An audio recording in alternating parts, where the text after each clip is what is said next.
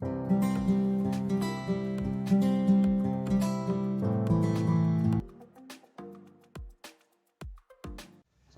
warahmatullahi wabarakatuh. Alhamdulillahirabbil alamin. Wa bihi nasta'in wa ala umurid dunya waddin. Wassalatu wassalamu ala asrofil anbiya wal mursalin wa ala alihi wa ashabihi ajmain.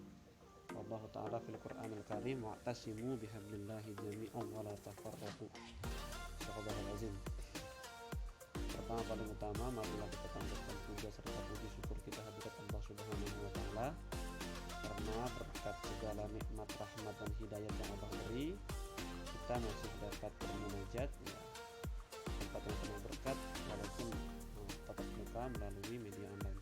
Yang kedua kalinya, salawat dan salam semoga tercurahkan selalu kepada junjungan kita Nabi besar Muhammad SAW. Kita selaku umatnya insya Allah mendapatkan syafaat dari Rasulullah SAW. Teman-teman sekalian, perkenalkan, nama saya Saif Al-Haq. Saya bersama teman-teman saya Yolandita, Puspita Dewi, Atala Septiana Aulia ingin menjelaskan mengenai materi budaya organisasi pada mata kuliah ilmu manajemen dan entrepreneurship dengan dosen pengampu Bapak Suadi. Yang pertama, definisi budaya organisasi.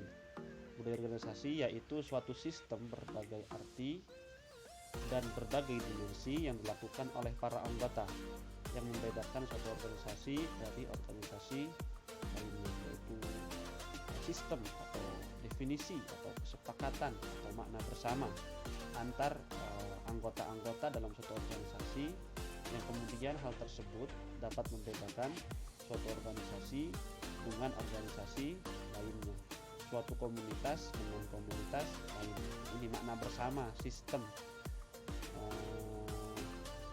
cara pandang, satu frame dan lain sebagainya yang dimaknai bersama dalam suatu organisasi, sehingga nanti organisasi tersebut memiliki nilai keunikan, memiliki nilai yang berbeda, memiliki nilai yang spesial daripada organisasi lainnya. Ini definisi paling mudah daripada budaya organisasi. Kemudian apa sih karakteristik daripada budaya organisasi? Ada 7 setidaknya karakteristik utama daripada budaya organisasi. Pertama, inovasi dan pengambilan resiko, yang mana jikalau suatu organisasi sudah memiliki budaya, biasanya hal tersebut menuntut suatu inovasi karena para anggotanya berkomitmen dan juga para anggotanya ingin organisasinya lebih baik daripada organisasi yang lain. Juga biasanya menghasilkan apa? Pengambilan resiko. Suatu organisasi biasanya akan berani mengambil resiko dengan nilai-nilai budaya organisasi yang ia punya, yang menjadi frame bersama dengan anggota-anggota lainnya. Yang kedua, memperhatikan detail. Biasanya budaya organisasi itu memperhatikan detail lebih rinci, lebih rigid dibanding hal-hal yang umum. Kalau hal-hal yang umum itu biasanya berjalan biasa saja, jadi nilainya general, ada di semua tempat, ada di semua komunitas, ada di semua organisasi. Nah, biasanya budaya organisasi itu detail, diperhatikan hal-hal yang sifatnya mendetil. Kemudian orientasi pada hasil. Nah, jadi biasanya dalam budaya organisasi itu tidak lagi menuntut kepada suatu proses, suatu perjalanannya, dia lebih menuntut kepada hasil.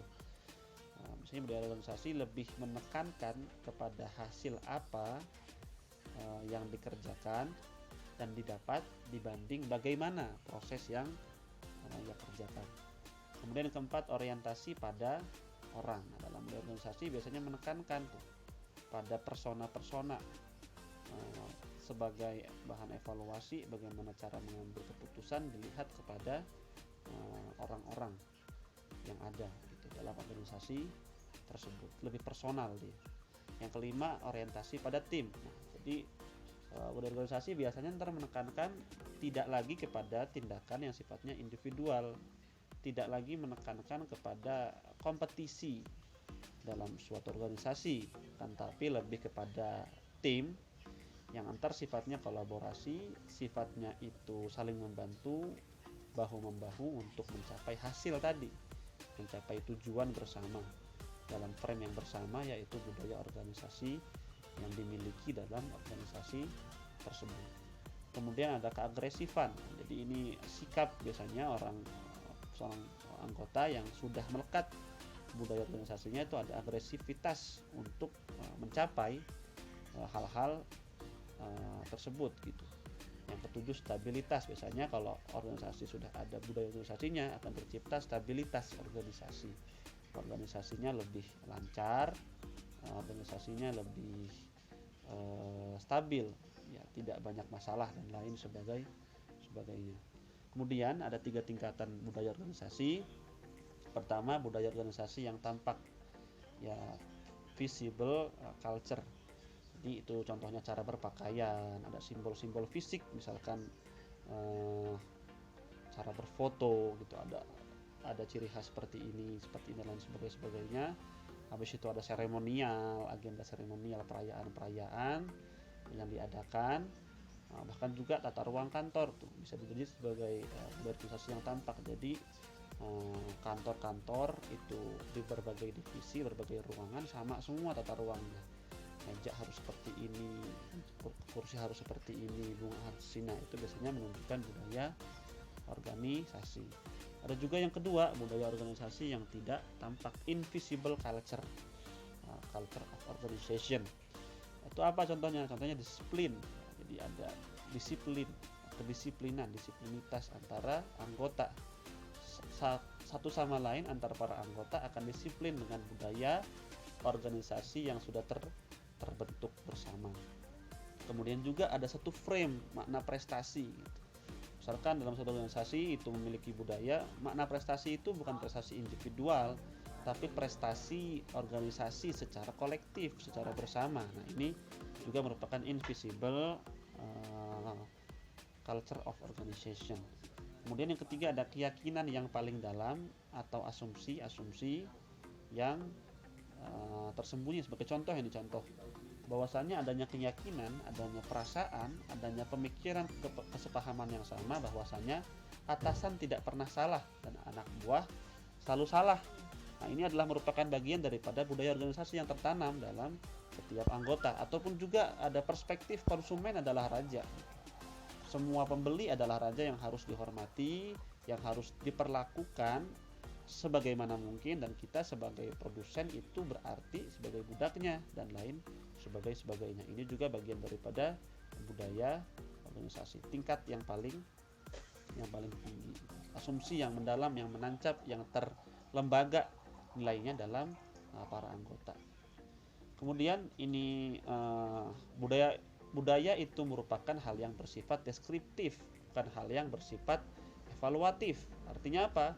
Artinya budaya organisasi itu berkaitan dengan bagaimana karyawan, bagaimana anggota memahami karakteristik budaya suatu organisasi, dan bukan terkait dengan apakah karyawan menyukai karakteristik itu. Jadi bukan bagaimana kita mengevaluasi suatu budaya, tapi bagaimana memahami budaya tersebut bersama-sama. Jadi sifatnya deskriptif, bukan sifatnya evaluatif gitu. Kalau ada penelitian mengatakan bahwasanya budaya organisasi berupaya mengukur bagaimana karyawan memandang organisasi mereka, dan biasanya hasilnya adalah apakah budaya tersebut mendorong kerjasama tim, apakah akan menghasilkan inovasi, apakah menekankan pada inisiatif. Ini terjawab nanti, ya, bagaimana hal tersebut terlambang dalam suatu organisasi. Terus apakah organisasi memiliki budaya yang seragam? Nah, itu pertanyaan juga, apakah seragam? Nah, tentunya tidak, karena setiap individu, setiap tempat, bahkan setiap waktu juga itu memiliki latar belakang yang berbeda, memiliki kondisi yang berbeda, sehingga tidak sama satu organisasi dengan organisasi yang lain budayanya nggak seragam, ataupun di dalam internal organisasi tersebut. Ntar beda juga pemahamannya sesuai dengan kapasitas orang anggota yang dimaksud. Kemudian budaya versus formalisasi. Nah, itu apa? Nah, ini. Kalau formalisasi itu adalah biasanya menciptakan predictabilitas, menciptakan ketertiban, menciptakan konsistensi. Sedangkan budaya biasanya menciptakan atau tujuan akhirnya orientasinya adalah orientasi tanpa kebutuhan atau akan dokumentasi. Jadinya tidak butuh lagi gembor-gembor ke orang-orang, yang penting kita mengerjakan budaya tersebut ya untuk mencapai tujuan bersama gitu. Kemudian fungsi budaya pertama, budaya memiliki peran untuk mendefinisikan batasan. Kedua, menyampaikan satu perasaan akan identitas bagi para anggota organisasi. Kemudian budaya akan memfasilitasi komitmen pada segala sesuatu yang lebih besar daripada kepentingan diri sendiri. Kemudian budaya biasanya menghasilkan dan mendorong stabilitas organisasi. Kemudian yang kelima, pengambilan perasaan dan mekanisme pengendalian yang membimbing dan membentuk suatu anggota agar terciptanya tujuan bersama organisasi gitu. Kemudian budaya itu menciptakan iklim. Nah, ini merupakan persepsi yang tersebar yang dimiliki oleh para anggota organisasi mengenai organisasi dan kerja mereka, bahwasanya budaya akan menciptakan iklim. Aspek budaya ini seperti semangat tim pada level organisasional, yaitu akan terciptanya iklim. Nah, iklim yang mungkin bagus, mungkin buruk ketika sudah terlembaganya nilai budaya organisasi dalam individu anggota tersebut gitu.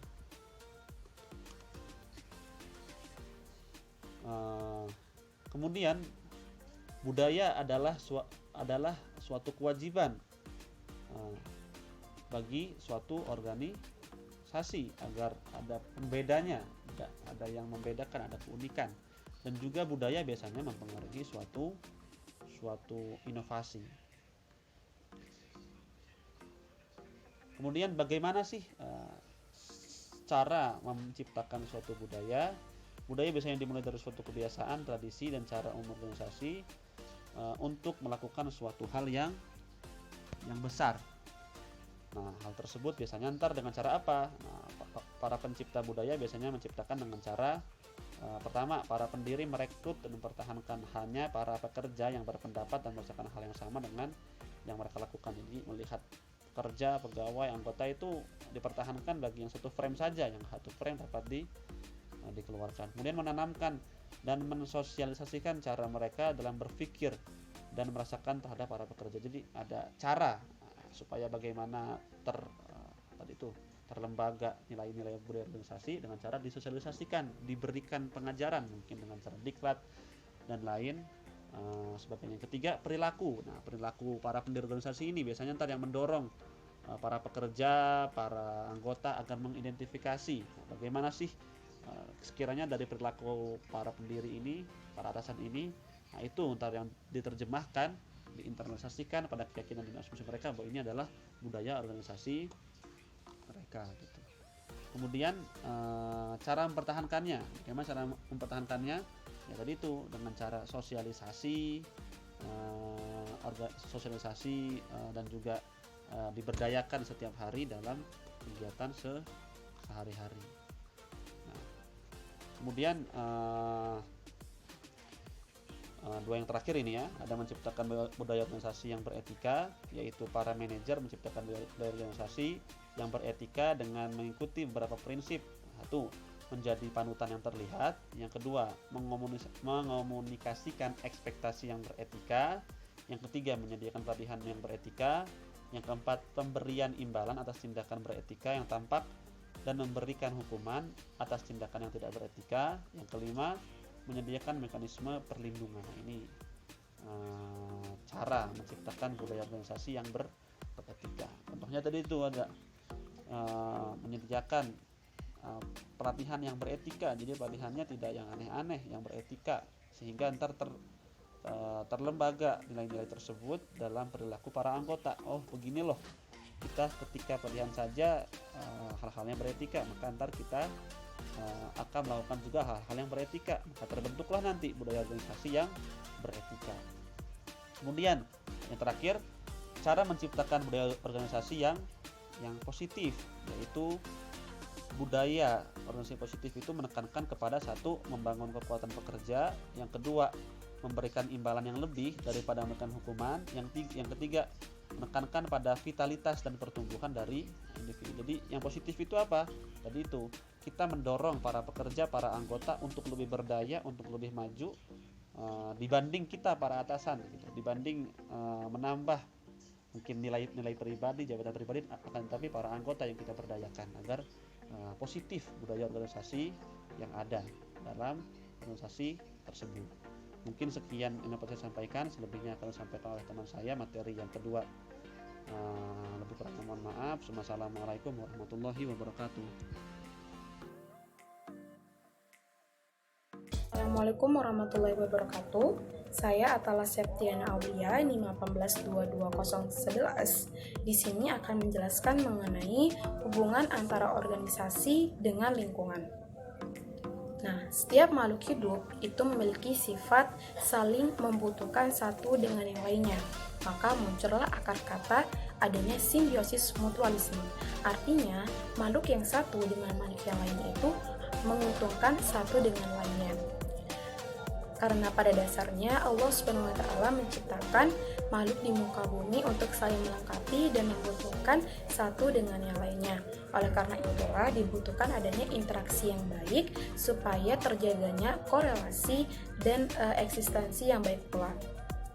Nah, konsep kehidupan tersebut juga mengilhami adanya organisasi dalam hubungannya dengan lingkungannya. Karena pada dasarnya setiap organisasi, baik itu yang berskala kecil, menengah maupun besar, itu semua akan berinteraksi dengan lingkungan di mana ia bertempat tinggal. Kemudian, lingkungan itu sendiri bersifat fluktuatif, artinya tidak selalu stagnan pada keadaan tertentu. Lingkungan akan berubah mengikuti perubahan keadaannya seiring berputarnya waktu, sehingga organisasi dapat dikatakan bertahan apabila dia mampu mengikuti perubahan dari lingkungannya. Maka sebaliknya, organisasi akan mati atau hancur apabila dia tidak bisa mengikuti perubahan dari lingkungannya. Di sini, lingkungan itu sendiri dibagi menjadi 3, yaitu lingkungan internal, lingkungan eksternal langsung atau disebut dengan direct, dan lingkungan eksternal tidak langsung atau disebut dengan indirect. Yang pertama, lingkungan internal yaitu lingkungan yang berada di dalam organisasi itu. Contoh komponennya yaitu manajer, pemimpin, pengurus, karyawan atau anggota dan lain sebagainya. Kemudian yang kedua, lingkungan eksternal secara langsung atau disebut dengan direct, yaitu lingkungan yang berada di luar lingkungan internal, yang mana dia itu secara langsung berpengaruh pada kinerja lingkungan internal. Contohnya seperti kompetitor, partnership, klien, dan bahkan pemerintah. Kemudian yang ketiga, lingkungan eksternal tidak langsung atau disebut dengan indirect. Nah, lingkungan ini berada di luar lingkungan internal tadi, akan tapi bersifat secara tidak langsung berpengaruh terhadap organisasi tadi, terhadap kinerja organisasi tadi. Contohnya itu seperti kondisi ekonomi, politik, sosial, budaya, demografi, dan teknologi. Nah, ketiga komponen ini yang telah diuraikan ini sangat berpengaruh satu sama lain dalam proses kinerja organisasi. Dengan begitu, dapat kita simpulkan bahwa hubungan organisasi dengan lingkungan itu akan menghasilkan sebuah organisasi sebagai sebuah sistem, yaitu seperti yang telah diuraikan sebelumnya bahwa organisasi merupakan sistem yang dipengaruhi oleh subsistem yang terdiri dari lingkungan internal dan lingkungan eksternal, yang dimana keduanya itu sangat berhubungan satu dengan. Kemudian pada dasarnya sistem itu dibedakan menjadi 2, yaitu sistem tertutup dan sistem organisasi terbuka. Yang pertama, sistem organisasi tertutup yaitu sistem organisasi yang cenderung tertutup dengan lingkungan luar organisasinya. Kemudian dengan sistem ini artinya dia tuh lebih membatasi diri terhadap interaksi dengan lingkungan luar organisasinya. Kemudian dalam sistem ini juga disebut dengan sistem yang kaku karena lebih mengedepankan keputusan atau keputusan hasil dari pemimpinnya sehingga bersifat kaku. Kemudian yang kedua, sistem organisasi terbuka yaitu kebalikan dari sistem organisasi tertutup. Sistem organisasi terbuka itu lebih terbuka dengan lingkungan luar dari organisasinya, yaitu lebih mau menerima adanya perubahan dalam lingkungan tersebut. Kemudian pada zaman sekarang ini sistem organisasi terbuka lebih digunakan karena lebih mengikuti perkembangan zaman. Saya Puspita Dewi dan kali ini saya akan membahas mengenai isu-isu budaya organisasi terkini. Nah, isu-isu budaya organisasi terkini itu sebenarnya ada 5 poin. Yang pertama itu adalah menciptakan budaya yang beretika. Nah, perilaku beretika itu sendiri merupakan perilaku yang mencerminkan tindakan-tindakan yang benar dan baik dan diterima secara umum. Nah, ketika suatu budaya organisasi itu menjunjung tinggi nilai etika, maka akan memunculkan pengaruh yang positif serta mendorong karyawan untuk berperilaku etis.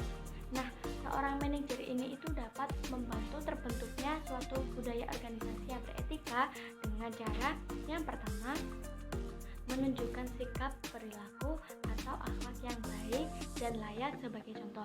Yang kedua, memberikan informasi dengan cara yang beretika untuk meminimalisir kesalahpahaman, misalnya dengan memberikan kode etik atau mensosialisasikan mengenai kode etik. Nah, yang ketiga itu menyediakan pelatihan beretika seperti seminar. Yang keempat, memberikan reward bagi orang yang menunjukkan sikap yang beretika dan memberikan punishment bagi mereka yang tidak beretika. Nah, yang kelima kemudian itu adalah menyediakan mekanisme perlindungan sehingga para pekerja itu dapat terlindungi ketika mereka sedang membahas dilema-dilema etis dan tidak merasa etis ketika melaporkan suatu perilaku yang tidak etis. Nah, suatu organisasi dapat dikatakan sebagai beretika itu dapat ketika memiliki toleransi yang tinggi serta memberikan ruang yang sempit bagi agresivitas.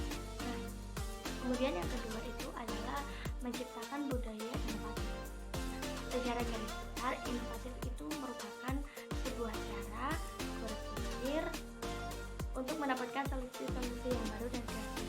Nah, Jong dan Harlock itu mengemukakan dan menyederhanakannya menjadi 4 dimensi perilaku inovatif. Yang pertama itu adalah proses inovasi ditentukan oleh kesempatan. Yang kedua, membangkitkan sebuah konsep untuk peningkatan pengelolaan kembali informasi dan konsep yang telah ada untuk meningkatkan performansi. Nah, yang ketiga adalah melibatkan perilaku untuk mencari dukungan dan membangun koalisi seperti mengajak dan mempengaruhi karyawan atau manajemen dan bernegosiasi mengenai solusi-solusi. Yang keempat adalah individu tidak hanya memikirkan ide-ide kreatif terhadap suatu hal, namun juga mengevaluasi serta mengaplikasikan ide tersebut ke dalam tindakan yang nyata. Yang ketiga adalah menciptakan budaya berorientasi pelanggan.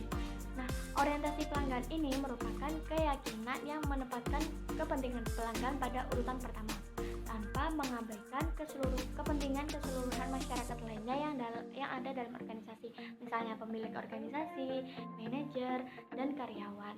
Nah, hal ini tuh untuk membantu organisasi untuk mencapai profitabilitas dalam jangka panjang. Nah, maka dari itu, orientasi pelanggan ini tuh tidak bisa hanya terbatas pada informasi mengenai kebutuhan pelanggan aja, tapi menindaklanjuti informasi tersebut yang kemudian itu diterjemahkan ke dalam tindakan yang spesifik. Dan menurut Despande, perusahaan-perusahaan yang dia itu berfokus pada orientasi pelanggan itu bakal berada pada posisi yang terbaik untuk mencapai kesuksesan jangka panjang dibandingkan dengan perusahaan-perusahaan yang tidak berfokus fokus pada kebutuhan pelanggan. Nah, materi selanjutnya poin 4 dan 5 akan dilanjutkan oleh rekan saya. Terima kasih.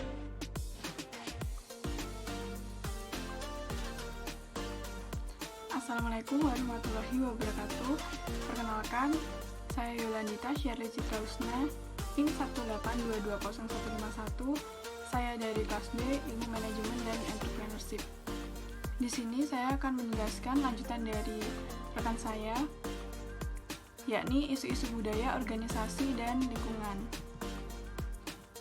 Selanjutnya adalah menciptakan budaya yang mendukung kebinekaan. Organisasi masa kini oleh kebinekaan tenaga kerja dicirikan dengan memperkerjakan orang-orang dengan latar belakang heterogen seperti ras, etnik, usia, dan jenis kelamin. Para manajer harus merenungkan dalam-dalam apakah budaya organisasinya benar-benar dapat mengayomi keberaneka-ragaman pandangan ketimbang hanya terpaku pada gagasan homogen saja. Berikutnya adalah spiritualitas dan budaya organisasi. Sebuah fitur budaya organisasi yang bertujuan untuk menumbuhkan dan mengembangkan kesadaran akan makna hidup dengan menjalankan pekerjaan yang bermanfaat bagi komunitas. Organisasi yang diawali dengan spiritual mengakui bahwa setiap orang memiliki pikiran dan jiwa, berusaha menemukan makna dan tujuan dari pekerjaan yang ia lakukan, serta berkeinginan untuk menjalin hubungan dengan manusia satu dengan manusia lainnya yang menjadi bagian dari masyarakat tersebut. Selanjutnya adalah lingkungan. Lingkungan eksternal atau external environment, faktor-faktor dan kekuatan yang berada di luar organisasi namun mempengaruhi kinerja organisasi tersebut. Lingkungan eksternal memiliki dua komponen, yaitu yang pertama lingkungan spesifik dan yang kedua lingkungan generik. Lingkungan spesifik atau specific environment, yakni kekuatan eksternal yang secara langsung mempengaruhi keputusan dan tindakan para manajer, dan secara langsung di sini relevan dengan pencapaian sasaran sebuah organisasi. Kekuatan yang dapat membentuk lingkungan spesifik yang ada 4 faktor, yakni yang pertama ada pelanggan atau customer, yakni sebuah organisasi ada untuk melayani kebutuhan para pelanggan yang menggunakan output organisasi tersebut. Yang kedua adalah pemasok atau supplier, yakni para manajer senantiasa berupaya memastikan kelancaran aliran input ke organisasi mereka dengan biaya serendah mungkin. Yang ketiga adalah pesaing atau kompetitor, yakni semua organisasi baik yang berorientasi laba maupun nirlaba pasti memiliki pesaing, seperti itu. Dan yang terakhir adalah kelompok-kelompok penting atau pressure groups, yakni para manajer di sini harus mengetahui dan mengakui keberadaan berbagai kelompok kepentingan dalam masyarakat yang berupaya mempengaruhi tindakan organisasi di dalamnya. Lanjut, yakni ada lingkungan umum atau general environment. General environment di sini adalah kondisi eksternal yang lebih luas yang dapat mempengaruhi kinerja sebuah organisasi. General environment di sini meliputi 6 komponen, yakni yang pertama ada kondisi ekonomi, yang kedua ada kondisi politik atau hukum, yang ketiga adalah kondisi sosial budaya, yang keempat adalah kondisi demografis, yang kelima adalah kondisi teknologi, dan yang terakhir adalah kondisi global. Lanjut kepada lingkungan di sini mempengaruhi para manajer. di sini dijelaskan bahwa sangatlah penting bagi seorang manajer untuk memahami apa yang menjadi komponen lingkungan organisasi di dalamnya. Namun, memahami bagaimana lingkungan mempengaruhi mereka dalam menjalankan fungsi-fungsi manajemen juga tak kalah pentingnya untuk diperhatikan. Di sini ada dua lingkungan yang mempengaruhi manajer sendiri, yaitu yang pertama, perbedaan lingkungan yang satu dengan yang lain akan membuat munculnya ketidakpastian lingkungan yang berbeda pula dan merupakan tingkat atau laju perubahan serta kompleksitas yang terjadi di lingkungan tersebut, lingkungan di dalamnya itu. Bila komponen sebuah lingkungan organisasi seringkali berubah-ubah, kita menyebutnya dengan lingkungan dinamis. Sebaliknya, jika berubahnya sangat sedikit, bahkan hampir tidak ada perubahan di dalamnya, maka kita menyebutkan dengan lingkungan yang stabil. Yang kedua adalah dimensi lainnya dari ketidakpastian, adalah tingkat kompleksitas lingkungan. Tingkat kompleksitas lingkungan merujuk pada banyaknya komponen dalam lingkungan sebuah organisasi, dan hingga sejauh mana organisasi tersebut memahami komponen-komponen tersebut. Kemudian, mengelola hubungan dengan para pemangku kepentingan atau stakeholders. Para pemegang saham atau stakeholders di sini merupakan sembarang pihak yang ada di dalam lingkungan organisasi yang terkena dampak dari berbagai keputusan serta tindakan yang diambil oleh sebuah organisasi. Kelompok ini memiliki pengaruh cukup besar atas apa yang dilakukan oleh sebuah organisasi.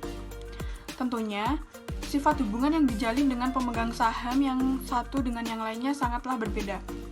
Dan perbedaan sifat itu menjadikan salah satu cara bagi lingkungan tersebut untuk mempengaruhi manajernya. Semakin jelas dan aman hubungan itu, maka para manajer di sini dapat semakin mempengaruhi pencapaian hasil sebuah organisasi.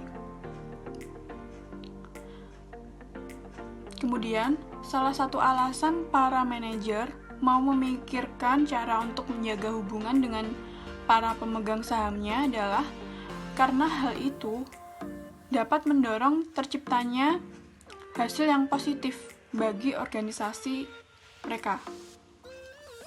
Karena organisasi bergantung pada kelompok eksternal sebagai sumber input atau sumber daya dan sebagai tempat penyaluran output atau bisa disebut barang dan jasa.